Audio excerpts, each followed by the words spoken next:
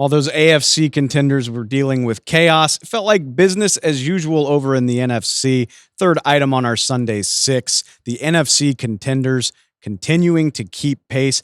Thought the most emphatic of those wins, we'll get to some of the closer ones later on.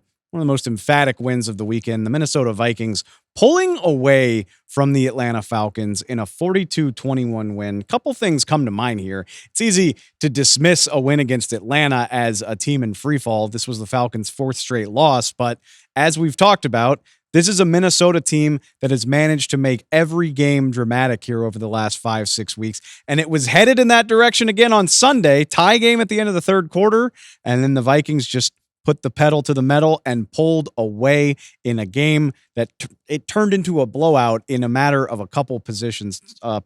Turnovers will have that effect. That's number one, is that the Vikings managed to get a stress-free win for the first time in a while. And number two, what are these guys capable of if Sam Darnold can play like that? Holy cow.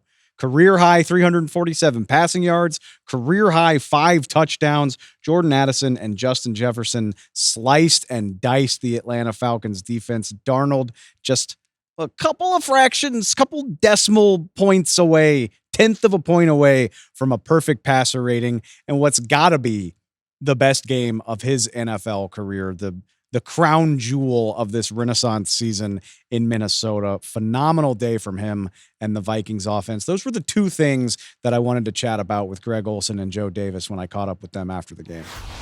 Well, guys, I don't know if it's breaking news that Justin Jefferson and Jordan Addison are great players, but how much higher is the Vikings ceiling when these guys can produce at this level? Yeah, I mean, you combine that with everything else that they do well. This is a scary team. Yeah, I mean, I think we all knew they were really good, but I think we always knew that Sam Darnold was talented. I don't think that was ever in doubt. I don't know if anyone – listen, we hadn't seen him play at this level this long. Right. He is not a system guy. Yes, is Kevin O'Connell's system very good, very quarterback friendly? But that conversation now has to be put to rest. He is playing the quarterback position as well, system aside, really as well as anybody in the league over the last couple weeks. And I think Sam Darnold, yes, he has good weapons and these guys are incredible. Sam Darnold needs to continue to get the recognition, and he deserves all of it.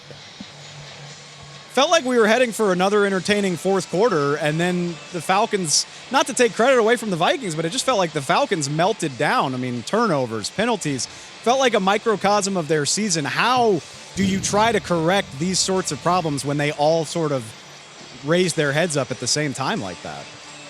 Yeah, it was the McLeod fumble on the kick return, downhill from there. That was it. It felt like after that fumble, they had given up the touchdown, fell down by 7. Okay, Cousins came out, they were hot, they had scored their last possession, and then fumble, you're down 14, and then you get into a must pass. It turns into a drop back fest, and he had a chance there with Pitts against the cover 0 if he kind of puts that ball a little more inside. But all things aside, this Vikings team, offense, defense, their ability to take the ball away, their ability the last couple weeks to protect the ball.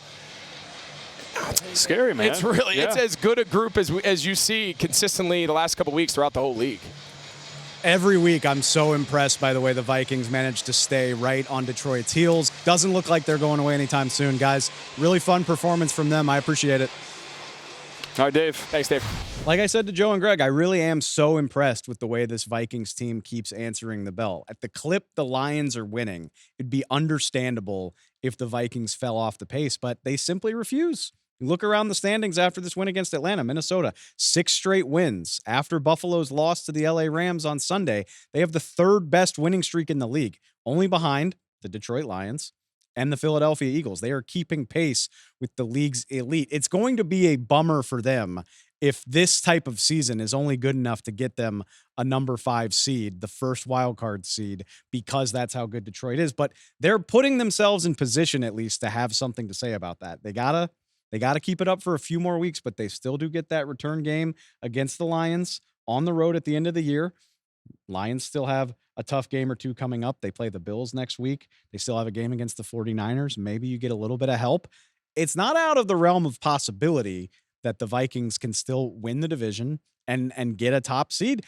It feels unlikely. That's what the math says. That's what the probabilities say. But they're putting themselves in position to be in that conversation, which is impressive when you're keeping pace with a team that hasn't lost since week 2. That's all I'm saying. Every week, I expect the Vikings to allow a little bit of distance to creep in between them and the Lions, and it just doesn't happen. Now, on the flip side of that, typically by the time we do a Monday recap show, Thursday Night Football is a distant memory, but this is a week where it feels worth highlighting because it is such a small margin of error between being the 1 seed in the NFC and potentially a wild card.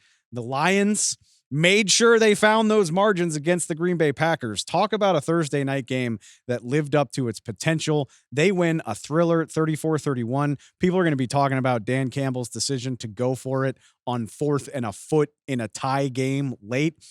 I personally loved it. I can't say I loved every aggressive decision Dan Campbell made in that game. Going for it on 4th down on your own 30-yard line in a close game it's a little much even for me, but 4 of 5 on 4th down on the night.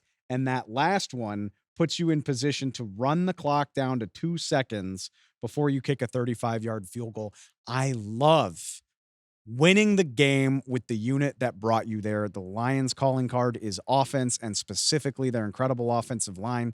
This defense was they were a mash unit by the end of this game. They were already injured. They lost several players to injury during the course of the game. Why are you going to ask a banged up defense to keep a win alive against Jordan Love when you can just pick up a foot and not ask them to do anything? Absolutely love it. It harkens back to the conversations we had last week with Greg Olson about calculated, aggressive decision-making. Dan Campbell's the king of it. Even if it doesn't always go his way, or even if he gets a little crazy with it in his own territory, it evens out in the end. And it's stuff like that that is the difference between the Lions still commanding the lead in the division, the number 1 seed in the NFC playoffs, or opening things back up to the Minnesota Vikings. I absolutely love it.